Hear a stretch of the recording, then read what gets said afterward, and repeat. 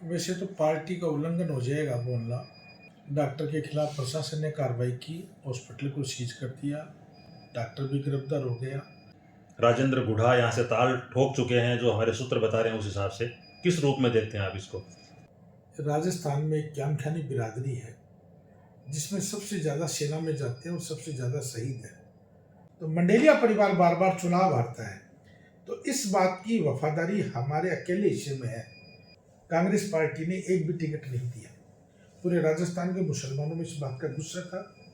इस बार माइनॉरिटी को मौका देना चाहिए। एमपी साहब को हमारी मदद करनी चाहिए, क्योंकि झुंझुनू का 65,000 मुस्लिम है, वो एक तरफा कांग्रेस को वोट डाल के जाता है। अगर एमडी चौबदार से अगर कोई दिक्कत है तो किसी दूसरे मेरे माइनॉरिटी के आदमी को टिकट दे दीजिए कि राजस्थान का मुसलमान वफादारी करता है, कांग्रेस के लिए मरता जीता है। तो वफादारी का मतलब ये मानने की टिकट नहीं मिलेगी तो तन मन धन से पार्टी के साथ रहेंगे, नहीं मिलेगी तो भी।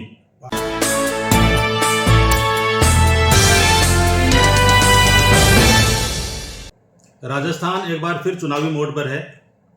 यहाँ की 6 विधानसभा सीटों पर बहुत जल्द चुनावों का ऐलान होना है। इसी क्रम में शेखावाटी की झुंझुनू विधानसभा सीट पर भी जल्द चुनाव होंगे और यहाँ सियासी पारा है वो गर्म है और चुनावी जोर आजमाइश है वो शुरू हो चुकी है। आज टीम बोलता राजस्थान झुंझुनू क्षेत्र के दौरे पर रही और अलग अलग तरह की बातें यहाँ चुनावी मैदान में हो रही है।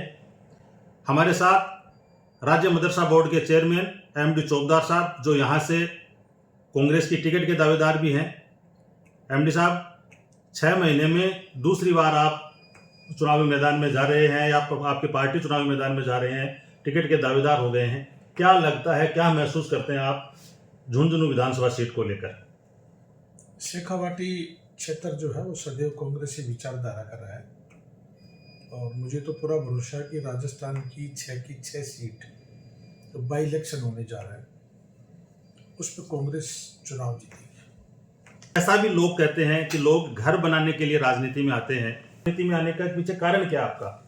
राजनीति का मतलब आप लोग क्या समझते हैं मुझे पता नहीं है, लेकिन राजनीति का मतलब हम लोग समाज सेवा समझते हैं। ये राज की नीति जो बनती है उससे प्रदेश में देश में रहने वाले जो लोग होते हैं, या मैं जिस कॉन्स्टिट्यूंसी से आता हूँ उस क्षेत्र में, या जितना मेरा क्राइटेरिया है, चाहे सामाजिक क्षेत्र में तो भी समाज सेवा ही करनी है, मानव सेवा ही करनी है, और पॉलिटिक्स में है तो भी मानव सेवा ही करनी है। मेरे ख्याल से पॉलिटिक्स का रूट भी तो यही है, वही आपको सुबह से शाम तक किसी को भर्ती करवाना है, किसी को दवाई दिलानी है, किसी को ब्लड दिलवाना है, किसी को एम्बुलेंस करके देनी है, किसी की कोतवाली में फ़ोन करना है, किसी के ट्रैफिक के लिए फ़ोन करना है, किसी को ब्याह शादी में जाना है, किसी को कन्यादान करना है, किसी की बेटी की शादी करनी है, किसी की फीस जमा करवानी है, किसी को कोई नौकरी के लिए किसी को सिफारिश करनी है। तो राजनीति में वही काम है और समाज सेवा में वही काम है, तो फर्क नहीं मेरे हिसाब से। बहुत सारे संगठन बनते हैं और काम करते हैं। जो कागजी संगठन थे उनकी कलई खुली कोरोना काल में। आपका भी एक बहुत बड़ा संगठन है, doctor Salauddin Chaubdar foundation. Doctor Salauddin Chaubdar foundation मेरे पिताजी के नाम से बना हुआ एक फाउंडेशन है जो मानव सेवा का काम करता है। चाहे बेटी के हॉस्पिटल का ट्रॉमा वार्ड गोद लेना हो या कोई भी अदर काम हो, जैसे मैंने अभी पहले गिनवाए, वो सारे काम हैं। इसी दौरान कोरोना जैसी महामारी पूरे देश में फैली, भाई भाई से मिलना दूर हो गया, बेटा बाप से मिलने से दूर हो गया, लोग घरों में कैद हो गए। उस कंडीशन में डॉक्टर सलाउद्दीन चौबदार फाउंडेशन की मैं अकेला ही नहीं बल्कि पूरी टीम पूरे शहर में, पूरे ज़िले में, जहाँ जहाँ हमें आदेश मिला प्रशासन का, माननीय जिला कलेक्टर साहब थे उस वक्त यूडी खान साहब, उनका, जहाँ जहाँ हमारी जानकारी थी, चाहे वो राशन पहुँचाने का काम हो, चाहे वो अदर कोई मेडिसिन पहुँचाने का काम, उस वक्त का रेमडेसिविर इंजेक्शन बहुत ही क्रिटिकल और दुर्लभ था, लोग ब्लैक कर रहे थे, और संयोगवश रेमडेसिविर इंजेक्शन के मैन्युफैक्चरर हम खुद ही हैं। तो मैंने कोशिश की कि झुंझुनू ज़िले में जिस किसी को भी रेमडेसिविर की इंजेक्शन की रिक्वायरमेंट हो वो मिले, उन लोगों तक पहुंचाना। बल्कि फरीदाबाद, दिल्ली, नोएडा, गाज़ियाबाद, आपके भरतपुर, अलवर, जयपुर तक के लोगों ने, कोटा तक के लोगों ने रेमडेसिविर इंजेक्शन की मांग की, हमने वो पहुंचाया। तो हमने कभी भेदभाव, जाति, धर्म, ये हमारे न फाउंडेशन में न मेरे परिवार में है, तो हम लोग सेवा करते हैं। एक मैं आपको वीडियो देख रहा था, ये तो समाज सेवा पर बात चली तो मुझे वो दौर याद आ गया। ऐसे ही तो विदेश से आपका वीडियो देख रहा था कि विदेश में भी लोग जागरूक हुए हैं, यहाँ से वहाँ मजदूरी करने गए लोगों के बीच आप पहुँचे, ईद मिलन समारोह के नाम से कार्यक्रम था, तो बड़े खुश नज़र आ रहे थे। किस रूप में देखते हैं वहाँ जो काम हो रहा है तालीम के क्षेत्र में, और आपने भी उसमें भागीदारी निभाई और वहाँ के लोगों को भी मोटिवेट किया, अपने स्तर पर भी काम किया, उस तैयारी को आप किस रूप में देखते हैं जो एजुकेशन पे काम हो रहा है? सऊदी अरब के रियाद शहर में एक रियाद टीम के नाम से भाई निशार बारू, गुलाम हुसैन जी सोती, डॉक्टर इद्रिस जी गौड़ साहब और काफ़ी साथी हैं जिनके मैं सबके नाम गिनाऊं तो काफ़ी समय लगेगा। इन सब लोगों ने ग्रुप बनाया और उस ग्रुप के माध्यम से एक आंदोलन छिड़ा कि दहेज प्रथा को हटाएं कम से कम। तो उस मुहिम का असर ये हुआ कि वाकई दहेज प्रथा पे कंट्रोल हुआ। मैं साधुवाद के वो पात्र हैं, उनको मुबारकबाद देता हूँ, टीएम रियाद के सभी साथियों को, कि उनकी मुहिम जो चली उससे समाज में बड़ा चेंज आया। साथ ही उन लोगों ने एजुकेशन के लिए बड़ा नारा लगाया और हमारे जाबासर के निवासी शमशाद साहब उस वक्त सऊदी अरब थे, वो भी इस टीम का हिस्सा थे। उन लोगों ने एक प्लान बनाया कि सीकर में एक हॉस्टल का निर्माण किया जाए। इकरा फाउंडेशन की उन्होंने स्थापना की। मैं तमाम उन भामाशाहों का मुबारकबाद देता हूँ जिन्होंने बढ़ चढ़ कर भाग लिया और एक बहुत बड़ा इदारा खड़ा हो गया। मैं भी उसका एक छोटा सा ट्रस्टी हूँ। और 50 रूमों का हॉस्टल बनाना, उसमें एडमिशन दिलवा देना, बच्चों को पढ़ाना, उसका रख रखाव रखना बहुत नॉमिनल चार्ज पे, ये अपने आप में एक मील का पत्थर साबित होगा। मैं बार बार उनके लिए बोलता रहा हूँ। उन लोगों का विजन है कि आगे और भी लड़कियों के लिए, लड़कों के लिए और भी हॉस्टल बने और भी कॉलेजेस बने। तो टीम रियाद ने मुझे 2-3 बार याद किया, मैं जा नहीं पाया। अब की बार ईद के इस मुबारक मौके के ऊपर मैं पहले मक्का रहा, फिर मदीना रहा, फिर रियाद पहुंचा और ईद भी अल्हम्दुलिल्लाह मैंने वहीं ईद की नमाज़ पढ़ी, ईद वहीं मनाई और अपने लोगों के बीच में मनाई। तो मैं बड़ा खुश नसीब हूँ कि मुझे पूरे राजस्थान भर के मेरे दोस्त मित्र, समाज के मेरे रिश्तेदार सब मिले और उन लोगों की मैंने जो मुहिम देखी वो काबिल तारीफ थी। रात को 3 बजे तक वो लोग सब जगे हुए थे। सब लोग मजदूरी करने के लिए गए हैं, लेकिन अपनी इस गाड़ी कमाई में से भी अपना पैसा निकालते हैं, इकट्ठा करते हैं। बच्चों की फीस जमा कराने का काम हो, किसी की लड़की की शादी कराने का काम हो, किसी बच्चे को आगे ले जाने का काम हो, किसी की नौकरी के मामले में बात हो, तो मैं उस रियाद टीम के बारे में इतना बोल सकता हूँ कि वो जो कर रहे हैं वो एक ऐतिहासिक काम है। उन्होंने मुझे इस कार्यक्रम में बुलाया एक चीफ गेस्ट के रूप में। मैं सौभाग्यशाली हूँ और उनका एहसानमंद भी हूँ कि इंशाल्लाह अगली बार मुझे मौका मिला तो मैं फिर बिल्कुल जाऊँगा। एक 26 जुलाई 2024 को एक कार्यक्रम हुआ झुंझुनू जिला मुख्यालय पर, शहादत को सलाम, करगिल शहीद दिवस के मौके पर, करगिल विजय दिवस के मौके पर। ये एक शक्ति प्रदर्शन था या शहादत को सलाम था? किस रूप में देखते हैं, क्योंकि चुनाव नज़दीक है, लोग इस रूप में भी देखते हैं, क्या कहेंगे? लोग क्या कहेंगे इस बात पे मैं नहीं जाऊँगा। मैं तो इतना कहूँगा कि ये कार्यक्रम दरअसल मेरा नहीं था। ये इमरान प्रतापगढ़ी जी की 1.5-2 साल से बनी हुई योजना थी कि यार, उनको किसी ने कहा कि राजस्थान में एक क्यामखानी बिरादरी है जिसमें सबसे ज़्यादा सेना में जाते हैं और सबसे ज़्यादा शहीद हैं। तो उन्होंने मेरे से इस मामले में चर्चा की। तो मैंने कहा बिल्कुल, आप जब कहेंगे इस प्रोग्राम को हम दिल्ली में, जयपुर में जब चाहेंगे वहीं कर देंगे। तो उनकी इच्छा थी कि दिल्ली ये प्रोग्राम हो और मेरी इच्छा थी कि प्रोग्राम झुंझुनू या जयपुर में हो। लेकिन संयोगवश पिछली बार ये कार्यक्रम नहीं हो पाया और इस बार मैंने जब उनको कहा कि समय बहुत कम बचा, इस कार्यक्रम की तैयारी करनी चाहिए, तो उन्होंने इस कार्यक्रम को आप झुंझुनू करो।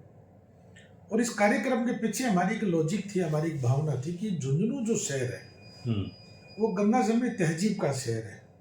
पिछले कुछ वक्त से रेडियो पे नेम प्लेट लगाओ, अपना नाम लिखो, अपना वो लिखो वो लिखो।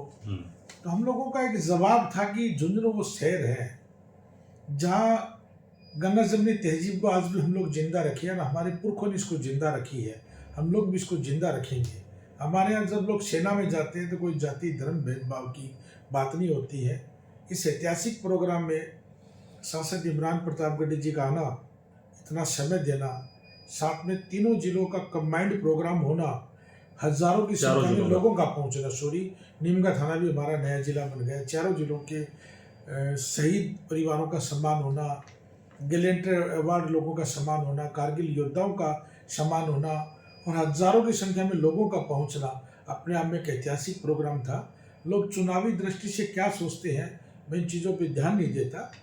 और बाकी ये जो कार्यक्रम था वो सेना के लिए था, हमारी गंगा जमनी तहजीब के लिए कार्यक्रम था। अब जिलों के नाम से एक और सवाल याद आ गया। सरकार रिव्यू करा रही है जिलों का, भी आपका जिला भी प्रभावित होगा। इस कदम को किस रूप में देखते हैं आप? माननीय मुख्यमंत्री अशोक गहलोत जी ने बड़ी कोशिश की थी कि 19 जिलों में उन्होंने घोषणा की और इम्प्लीमेंट भी किया। अब नई सरकार क्या करना चाह रही है वो समझ से बाहर है हमारे तो, क्योंकि विकास के नाम पर अभी तक कुछ हो नहीं रहा है, सिर्फ ढिंडोरा पीटा जा रहा है। और हम तो ये चाहते हैं कि अगर ये 19 जिले बने रहे और इनमें अगर सरकार अपना पैसा खर्च करे, उनको डेवलपमेंट करे, तो मेरे ख्याल से राजस्थान की तस्वीर और तकदीर दोनों बदल सकती है। करगिल विजय दिवस जो आपने मुख्य अतिथि का चुनाव किया, कांग्रेस की सेंट्रल लीडरशिप पर उनकी अच्छी पकड़ है, राजस्थान की लीडरशिप पर भी शानदार उनका प्रभाव है। उनके जरिए जो अपनी टिकट की बात है सेंट्रल लीडरशिप तक पहुंचाने का मकसद था, या वो बात पहुंची है? कहाँ तक सफल हुए हैं आप? कैसे, क्या लोग जो बात कर रहे हैं उस हिसाब से? नहीं, आप गलत इसको रूट पे लेके जा रहे हैं। कारगिल विजय दिवस नॉन पॉलिटिकल कार्यक्रम था, ये कोई पॉलिटिकल कार्यक्रम नहीं था। अगर पॉलिटिकल कार्यक्रम होता तो मेरे झुंझुनू के सांसद कांग्रेस से हैं, शेखावाटी पूरी कांग्रेस से एमएलए हैं टोटल। हमारे पीसीसी के चीफ राजस्थान के जो हैं गोविंद सिंह जी, वो मेरे शेखावाटी से हैं। तो ऐसी कोई बात नहीं, पॉलिटिकल कार्यक्रम नहीं था। ये कारगिल विजय दिवस ओनली फॉर शहीदों का प्रोग्राम था, सैनिकों का प्रोग्राम था। ये प्रोग्राम इमरान जी का था। मैंने इस काम को यहाँ अंजाम दिया है as a organiser, only for organiser. सिर्फ इतना, इसको आप पॉलिटिक्स के रूप में ना देखें और लोग क्या सोचते हैं क्या बोलते हैं उस पर बातों पे गौर नहीं करें। आपकी पार्टी है कांग्रेस, उस पर बड़ा परिवारवाद का, वंशवाद का आरोप लगता है कि पहले सांसद हुआ करते थे, केंद्रीय मंत्री हुआ करते थे, उन्होंने अपनी फैमिली से नाम आगे किया, और अभी भी जो राजनीति के गलियारों में नाम चल रहा है, आप क्या समझेंगे मैं नहीं जानता, लेकिन इस पर आप कुछ जवाब देना चाहेंगे, क्या कहना चाहेंगे? इस पर इतना बोलना चाहूँगा कि राजस्थान का जो मुसलमान है वो वफादार है, और इस वफादारी का परिणाम ये है कि 2008 में हमारे यहाँ से सलीम चौहान जी ने चुनाव लड़ा, निर्दलीय चुनाव। हमने वोट नहीं दिया उनको। अगर वोट देते तो उनको 40,000 50,000 वोट आते। हमने उनको 20% भी वोट नहीं दिया। दूसरा, भारतीय जनता पार्टी ने यहाँ से गुल मोहम्मद जी को टिकट दिया, लेकिन हमने पार्टी को बड़ा माना, गुल मोहम्मद जी को वोट नहीं दिया। भारतीय जनता पार्टी ने मंडावा से सलीम तंवर जी को टिकट दिया, हमने हमारी पार्टी कांग्रेस को बड़ा माना, सलीम तंवर जी को वोट नहीं दिया। मेरा इतना मानना है, और टोंक में आप ले लीजिए कि सचिन पायलट साहब चुनाव लड़ रहे थे, टोंक में हमारे पूर्व मंत्री और बड़े नेता है यूनुस साहब चुनाव लड़ रहे थे, लेकिन वहाँ के मुसलमानों ने पार्टी को बड़ा माना, यूनुस जी को वोट नहीं दिया। आप नागौर में आज लीजिए, हबीबुर रहमान साहब चुनाव लड़ रहे थे और इधर मिर्जा साहब चुनाव लड़ रहे थे, लोगों ने नहीं वोट दिया और मिर्जा साहब को वोट दिया, तो पार्टी को बड़ा माना है ना। तो मुसलमान राजस्थान का जो है वो वफादार है। शेखावाटी की परिस्थितियां बड़ी डिफरेंट है। लोग बोलते हैं कि 30 किलोमीटर के बाद में राजनीति का लोगों की विचारधाराएं बदल जाती है, लेकिन राजस्थान का मुसलमान तारानगर से नरेंद्र बुडानिया जी को एमएलए देखना चाहता है, तो रतनगढ़ से पुष्पराम जी गोदारा को देखना चाहता है। लेकिन क्या झुंझुनू से किसको देखना चाहता है? झुंझुनू से भी उन्होंने विजेंद्र ओला जी को देखा है, मंडावा से रीटा जी को देखा है ना, दिया है ना वोट जी। हमारे वोट देने से तो सब जीते हैं ना। और अगर बात हम करें कि हमारे जस्ट अपोजिट, तो मंडेलिया परिवार बार बार चुनाव हारता है, तो इस बात की वफादारी हमारे अकेले हिस्से में है कि हम कांग्रेस के प्रति समर्पित हैं, हम वफादार हैं। राजस्थान का मुसलमान कांग्रेस को 99% वोट पड़ता है।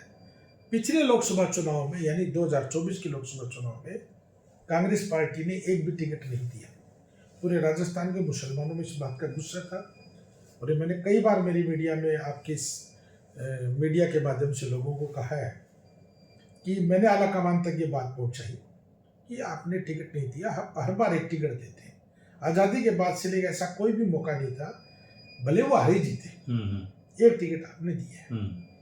अब की बार आपने टिकट नहीं दिया, इसका लोगों में रोष है। जब बात बाई इलेक्शन की आती है झुंझुनू की, तो राजस्थान का झुंझुनू विधानसभा एक ऐसा विधानसभा है जो वफादारी के लिए जाना जाता है। इस बार माइनॉरिटी को मौका देना चाहिए। मैं टिकट मांग रहा हूँ, मेरा हक का अधिकार है, टिकट देना चाहिए पार्टी को। एमपी साहब को हमारी मदद करनी चाहिए, क्योंकि झुंझुनू का 65,000 मुस्लिम है, वो एक तरफा कांग्रेस को वोट डाल के जाता है। तो आप एमपी बने तो एमएलए किसी मुसलमान को, अगर एमडी चौकीदार से अगर कोई दिक्कत है तो किसी दूसरे मेरे माइनॉरिटी के आदमी को टिकट दे दीजिए, उनको आगे ले जाइए, कोई दिक्कत नहीं अगर मेरे नाम से प्रॉब्लम है तो। लेकिन माइनॉरिटी को टिकट देना चाहिए, हमारा अधिकार है। और मैं टिकट मांग रहा हूँ। जहाँ तक बात है देने और न देने की, तो आला कमान का फैसला है, आला कमान करेगा। टिकट न मिलने पर जो टिकटार्थी होते हैं मोस्टली बगावत कर देते हैं। आपके अपोजिट पार्टी है, उसमें भी अभी जस्ट चुनाव हुआ था, उसमें हुआ था ये। आपका क्या रुख रहेगा? ये कह रहा हूँ ना कि राजस्थान का मुसलमान वफादार है। ये वफादारी तो है कि राजस्थान का मुसलमान वफादारी करता है, कांग्रेस के लिए मरता जीता है। अपनी कास्ट की सब सियासत करते हैं, ये मुस्लिम बहुल एरिया है, और कभी बगावत के रास्ते पे नहीं गए या चुनाव न लड़कर भी क्रॉस वोटिंग करवा देते हैं नेता। आपकी राजनीति में चलता रहता है सारा का सारा। अगर ऐसा होता तो ओला साहब यहाँ से एमपी बने, और अब की बार हमारी एकता का परिचय था। हम 2014 का चुनाव हार गए, 2019 का चुनाव हार गए। अब की बार हमारे सारे एमएलए ने मेहनत की, सारे कार्यकर्ताओं ने मेहनत की, उसी का रिजल्ट है कि हालांकि मैं बहुत कम मार्जिन से चुनाव जीते, मानता हूँ उस बात को, लेकिन चुनाव जीते, तो एकता का परिणाम है। तो वफादारी का मतलब ये मानने की टिकट नहीं मिलेगी तो तन मन धन से पार्टी के साथ रहेंगे, नहीं मिलेगी तो भी पार्टी के साथ ही हूँ ना। पार्टी की वफादारी का तो रिजल्ट है कि मुझे राजस्थान मदरसा बोर्ड का चेयरमैन बनाया। भाई पार्टी का वफादारी तो हूँ। मैं पार्टी के इतने बड़े पद पर गया हूँ।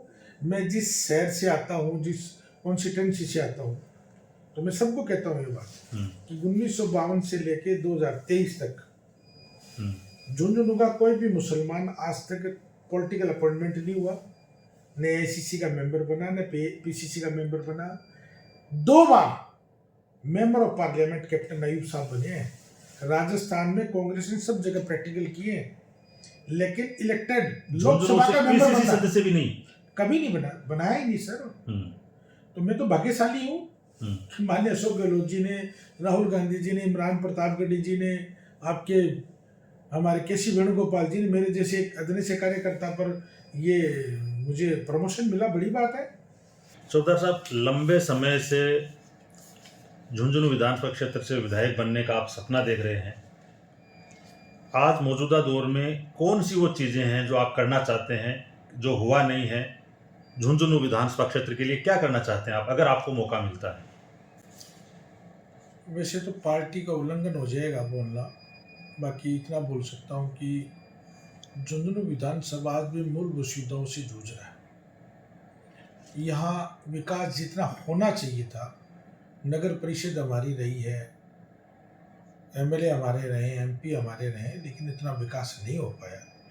जिले में विकास सभी ने अपना अपना पैसा खर्च किया है, लेकिन झुंझुनू जो शहर है वो उम्मीद रखता है कि मेरा शहर भी खूबसूरत बने, मेरे शहर सौंदर्यीकरण होना चाहिए मेरे शहर। अब आज हम सीवरेज की बात करें, 15 साल से रेंग रही है, गलियों की हालत खराब है, स्ट्रीट लाइटों की हालत खराब है। हम बड़ी यूआईटी बनना चाहिए था, नगर परिषद का दायरा बड़ा होना चाहिए था, नेशनल हाईवेज निकलने चाहिए थे, ब्रॉडगेज बहुत पहले आने चाहिए थी। खेल यूनिवर्सिटी बंद पड़ी है, मेडिकल कॉलेज जो आई वो कोने में ले जाके हमने रख दी, उसको हाईवे पे आने चाहिए था। बहुत सी चीज़ें हैं जो लोग उम्मीद रखते हैं कि हमारा यहाँ का एक रानी सती का और नगर परिषद का एक ऑडिटोरियम बन रहा था, वो मेरे ख्याल से 4-5 सालों से बंद पड़ा है। तो मेरी एक अकेले की बात नहीं है, पूरा झुंझुनू की 36 बिरादरी चाहती है कि मेरा झुंझुनू डेवलप हो, मेरा झुंझुनू सुंदर हो, खूबसूरत हो, उसमें कुछ नए काम हो, बड़े कारखाने आए, बड़े बिजनेस आए। जब हम अध्ययनरत थे, पढ़ते थे, तब एजुकेशन सिटी का तमगा जो है वो झुंझुनू के नाम रहता था। आज ये तमगा छिना है, दूसरे सिटीज पड़ोस के जिले आगे निकल गए हैं।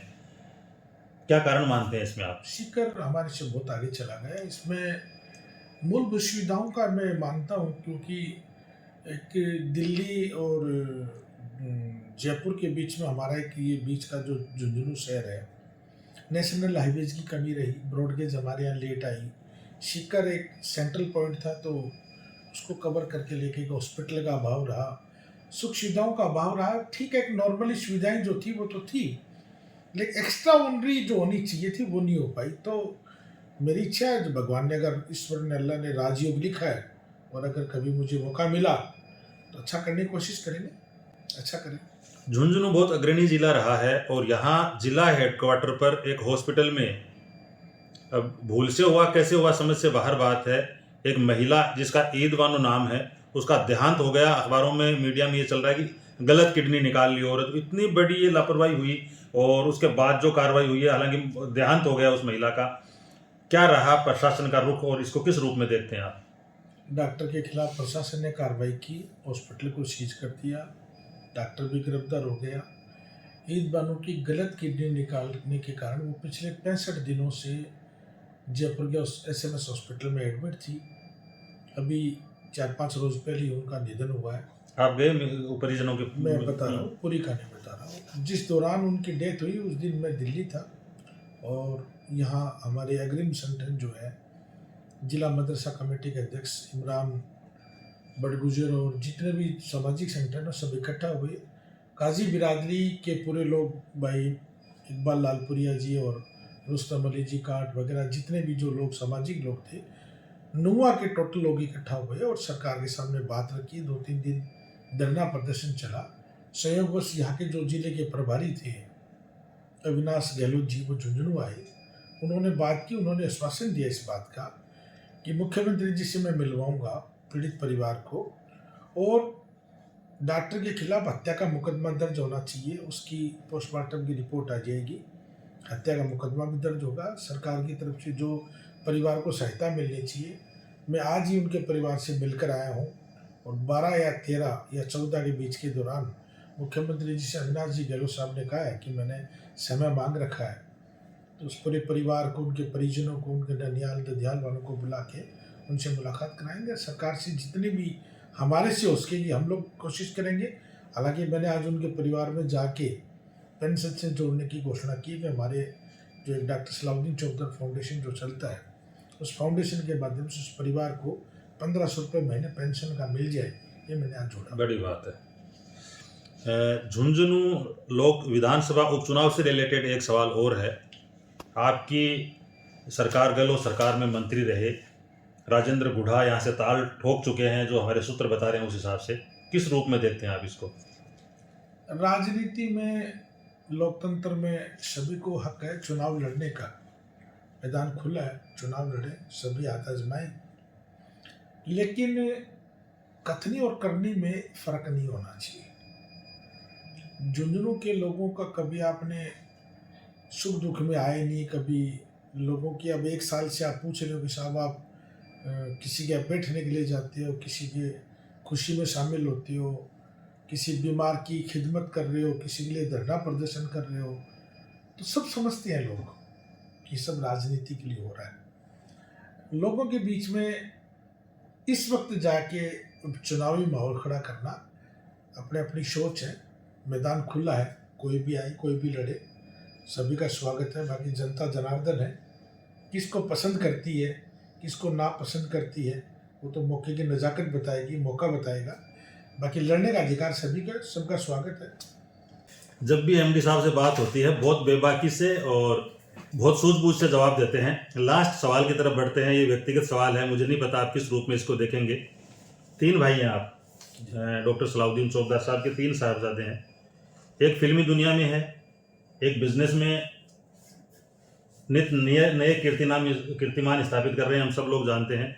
और आपने एक अलग राह चुनी राजनीति की। 3 भाइयों के 3 अलग अलग रास्ते। अमूमन होता है कि जो पुश्तैनी काम होता है उसको लोग संभाल लेते हैं, सारे एक राह पर चलते हैं, आप अलग अलग राह पर कैसे?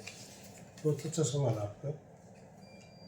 मैं राजनीति का शौक है, छोटे भाई को फिल्मी दुनिया का शौक है, बड़े भाई को बिजनेस का शौक है।